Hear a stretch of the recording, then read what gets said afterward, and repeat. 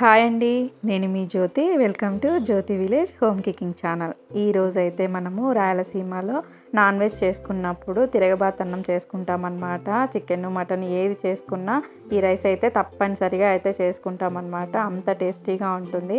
మసాలా అన్నం అని కూడా అంటారు, తిరగబాత అన్నం అని కూడా అంటారనమాట. చాలా టేస్టీగా ఉంటుంది, సింపుల్గా కూడా అయిపోతుంది, ఎందులోకైనా సూపర్గా ఉంటుందన్నమాట. మరి ఎలా చేయాలో ఏమేం కావాలో చూసేద్దాము. ఇప్పుడైతే కడాయి పెట్టుకునేసి ఒక స్పూన్ అయితే ఆయిల్ అయితే వేసుకుంటున్నాను అనమాట.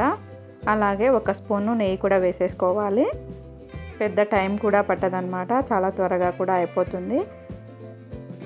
ఇప్పుడైతే మసాలా దినుసులు అయితే వేసేసుకుందాము. చెక్క, లవంగాలు, యాలకులు ఉంటాయి కదా, అవి అయితే వేసేసుకుందాము. ఒక స్టార్ పువ్వు కూడా వేసేస్తున్నాను. మీ దగ్గర ఉన్న మసాలా దినుసులు అయితే వేసేసుకోండి. ఒక 2 బిర్యానీ ఆకులు కూడా వేసేసుకోవాలి. ఇప్పుడైతే మనం కట్ చేసి పెట్టుకున్నాం కదా ఆనియన్, అదైతే వేసేసుకుందాము. ఒక ఆనియన్ అయితే ఇలా కట్ చేసి పెట్టుకోవాలి. పావు బియ్యానికి ఒక ఆనియన్ అయితే సరిపోతుందన్నమాట. ఆ కొలతలను బట్టి మీరు తీసుకోవాలి. ఇలా ఆనియన్ వేయించుకోవాలన్నమాట, బాగా వేగేంత వరకు వేయించుకోవాలి. ఇలా పచ్చిమిర్చి ముక్కలను కూడా కట్ చేసి అయితే వేసుకుందాము. ఒక 2 పచ్చిమిర్చి అయితే వేసుకుంటున్నాను అనమాట. అలాగే ఒక ఆనియన్కి 2 టొమాటోలు అయితే తీసుకోవాలి. పావు బియ్యానికి 2 టొమాటోలు అయితే సరిపోతాయి. ఇప్పుడు 2 టొమాటోస్ అయితే వేసేసుకుందాము. ఇలా వేసేసుకొనేసి టొమాటో మగ్గేంత వరకు బాగా మగ్గనిచ్చుకోవాలి. మూత పెట్టేసుకుందాము. ఇప్పుడైతే మూత పెట్టేసుకొనేసి మధ్య మధ్యలో ఇలా కలుపుకుంటూ ఉండాలన్నమాట, లేదంటే కింద అడుగంటుతుంది. కాబట్టి ఇలా టొమాటో వేగిన తర్వాత ఒక స్పూన్ అల్లం పేస్ట్ అయితే వేసేసుకొని బాగా కలుపుకుందాము. పచ్చివాసన పోయేంత వరకు అయితే బాగా వేయించేసుకుందాము. చూడండి, బాగా వేగిపోయింది కదా. ఇప్పుడైతే ఒక స్పూన్ ధనియాల పొడి కూడా యాడ్ చేసుకుందాము. అలాగే కొబ్బరి పొడి కూడా యాడ్ చేస్తున్నాను అనమాట, ఒక స్పూను. చాలా మంచి టేస్ట్ అనేది వస్తుంది కొబ్బరి పొడి యాడ్ చేయడం వలన. ఇలా బాగా కలుపుకున్న తర్వాత కొద్దిగా గరం మసాలా అయితే యాడ్ చేస్తున్నాను. గుప్పెడు కొత్తిమీర కూడా యాడ్ చేసుకుందాము. ఇలా యాడ్ చేసుకొనేసి బాగా కలిపేసుకుందాము.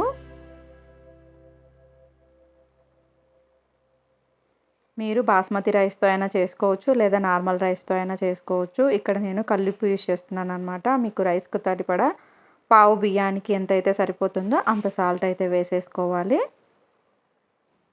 ఇప్పుడు మనము నానబెట్టుకున్న బియ్యాన్ని అయితే వేసేద్దాము.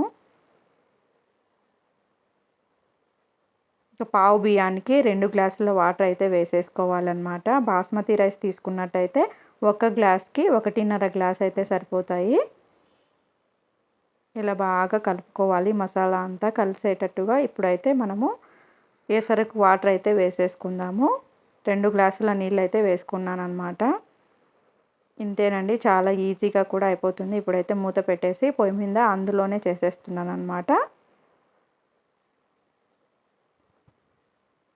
మీడియం ఫ్లేమ్లో అయితే పెట్టుకున్నాను. చూడండి, రెడీ అయిపోయింది.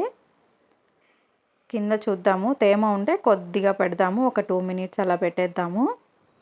కొద్దిగా తేమ అనిపించింది కాబట్టి ఒక 2 మినిట్స్ పెట్టిన తర్వాత అయితే చూపిస్తున్నాను. అంతేనండి, చాలా ఈజీగా తిరగబాతు అన్నం అయితే చేసేసుకోవచ్చు అనమాట. నాన్ వెజ్లకైతే సూపర్గా ఉంటుంది. తప్పకుండా అయితే మీరు కూడా ట్రై చేయండి. చేసిన తర్వాత కామెంట్లో ఎలా వచ్చిందో కూడా చెప్పేయండి.